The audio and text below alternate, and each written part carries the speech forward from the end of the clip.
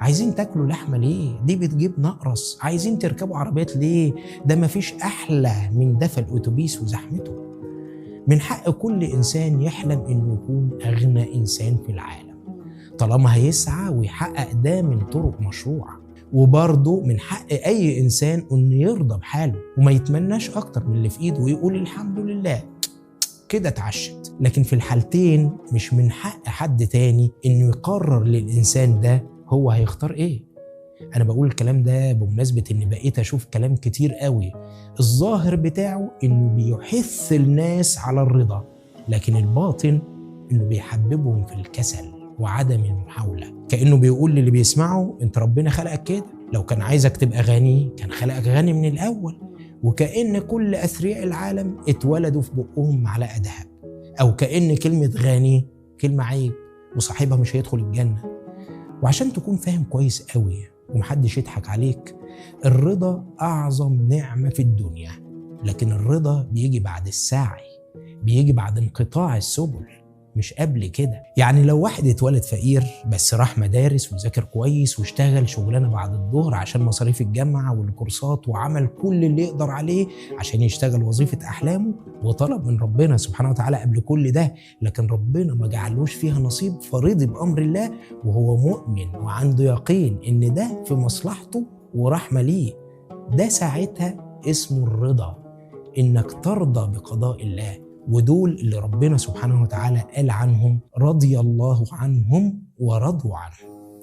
لكن لو نفس الشخص ده لا راح مدارس ولا ذاكر ولا اجتهد ولا اشتغل ولا راح جامعة ولا اخد كورسات ولا قال يا رب، ده كده ما اسموش رضا حضرتك، دي اسمها جريمة في حق نفسه. فلو انت ربنا سبحانه وتعالى خلقك في ظروف مادية متواضعة، ده مش عيب خالص، ولا ده مصير حتمي لازم تفضل مكمل فيه بقية حياتك. اشتغل واجتهد واطلب من خزائن ربنا واعمل كل اللي عليك.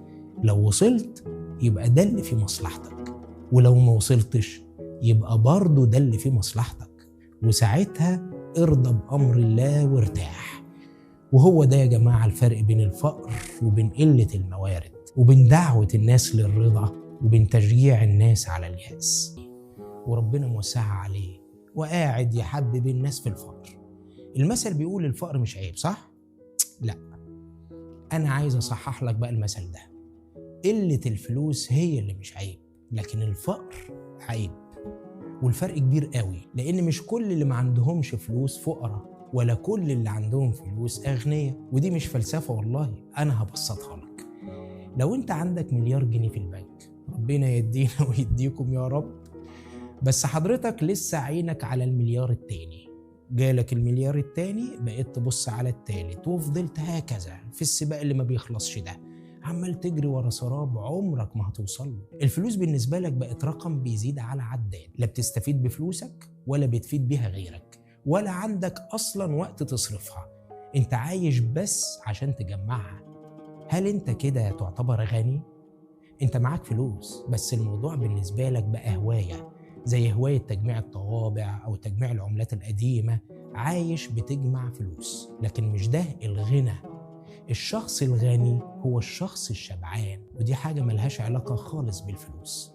ومن نفس المنطلق في ناس ما عندهمش فلوس لكن أغنياء، بعزة نفوسهم، برضاهم، بطموحهم وتطلعهم إنهم يبقوا أحسن. لو مش هتساعد الناس دي علشان يبقوا زيك، سيبهم في حالهم، بلاش تحببهم في الفقر، لأنك كده بتسحب منهم الطموح، بتسحب منهم الأمل في الله. كأنك بتقول لهم هو ربنا خلقنا كده، ناس أغنياء وناس فقراء، وما ينفعش حد من هنا يروح هناك، ولا ينفع حد من هناك يروح هنا. محتاجين يا جماعة نفصل بين الزهد في الدنيا والزهد في